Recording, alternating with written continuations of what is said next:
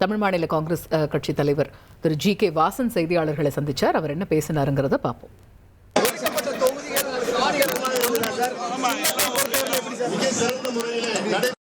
ஒதுக்கப்பட்ட தொகுதியிலே 100% வெல்வதற்கான நல்ல சூழலை களத்தில் ஏற்படுத்தி கூட்டணிக்கு பலம் சேர்த்து ஆட்சி பீடத்திலே அமர்வதற்கு எங்களது வேட்பாளர்கள் அடித்தளமாக செயல்படுவார்கள். வேட்பாளர் அறிவிப்பு எப்ப சார்?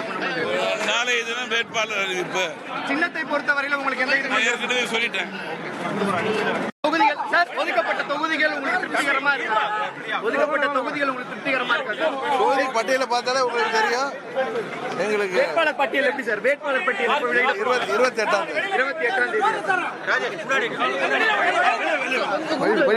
28ஆம் அதிமுக கூட்டணியில உங்களுக்கு தொகுதி ஒதுக்கீடு செய்யப்பட்டிருக்கு. எப்படி ஃபீல் பண்றீங்க? இது எதுவும் கடைசி நேரத்தில் உங்களுக்கு நீங்க வந்த மாதிரி இருக்கு, அந்த மாதிரி அதை பத்தி நீங்க எதுவும் ஃபீல் பண்றீங்க?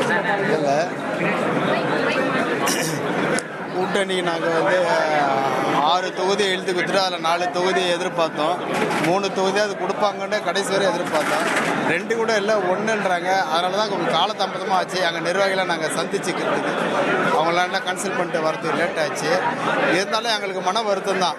2 தொகுதியாவது கொடுத்துருவணுன்னு தான் நாங்கள் எதிர்பார்த்தோம். 1ன்னு சொல்லிக்கிறாங்க. மறுபடியும் எங்கள் கட்சி நிர்வாகிகளை எங்களுடைய நிர்வாக குழு கூட்டி அவங்களுடைய முடிவு பிரகாரம் அதுக்கப்புறம் தான் நாங்கள் அதை பற்றி பேசுவோம். போட்டியிடுறது இப்போ வரைக்கும் நீங்கள் போட்டிடுறீங்க, அந்த ஒரு தொகுதிக்கு நீங்கள் போட்டிடுவீங்க தானே? தொகுதி போட்டியிடுவோம். போட்டியிடுறதுக்கு முன்னாடி இந்த ஒரு தொகுதி நம்மளுக்கு ஏற்புடையதான் நமக்கு மகிழ்ச்சியாண்டு எங்கள் நிர்வாக குழு கூட்டி நாங்கள் கலந்து ஆலோசித்த பிறகு அதுக்கப்புறம் பேசுவோம்.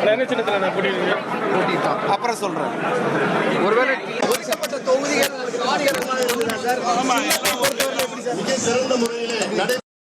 சார் தொகுதி பட்டியலை பார்த்தாலே உங்களுக்கு தெரியும். எங்களுக்கு வேட்பாளர் பட்டியல் எப்படி சார்? வேட்பாளர் பட்டியல் 28ஆம் தொகுதிகள் சார், ஒதுக்கப்பட்ட தொகுதிகள் உங்களுக்கு திருப்திகரமா இருக்கா? ஒதுக்கப்பட்ட தொகுதிகள் உங்களுக்கு திருப்திகரமா இருக்கா? தொகுதி பட்டியலை பார்த்தாலே உங்களுக்கு தெரியும். எங்களுக்கு வேட்பாளர் பட்டியல் எப்படி சார்? வேட்பாளர் பட்டியல்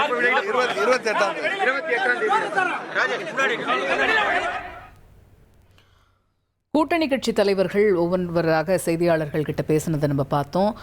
தமிழ் மாநில காங்கிரஸ் கட்சி தலைவர் ஜி.கே. வாசன் அவர் பேசும்போது இந்த ஒதுக்கப்பட்டிருக்கக்கூடிய 5 தொகுதிகளில் வெற்றி வாகை சூடுவதற்கான வேலைகளில் தீவிரம் காட்டப் போவதாக அறிவித்தார். நாளைய தினம் வேட்பாளர் பட்டியல் தொடர்பான அறிவிப்பு வெளிவரும் அப்படின்னு தெரிவித்தார். அம்மா மக்கள் முன்னேற்ற கழகத்தை பொறுத்த வரைக்கும் 11 தொகுதிகள் ஒதுக்கீடு செய்யப்பட்டிருக்கு. இந்த பெயர் பட்டியல் திருப்தி உடையதாக இருக்கா அப்படிங்கிற கேள்விக்கு அவர் பதில் அளித்தார். அவர் ஏறத்தாழ அம்மா மக்கள் முன்னேற்ற கழகத்தை பொறுத்த வரைக்கும் அவங்க கேட்டிருக்கக்கூடிய விருப்ப பட்டியலில் அவங்க கேட்டிருக்கக்கூடிய தொகுதிகள் தான் ஒதுக்கீடு செய்யப்பட்டிருக்கு அப்படிங்கிறத நம்ம பார்க்குறோம்.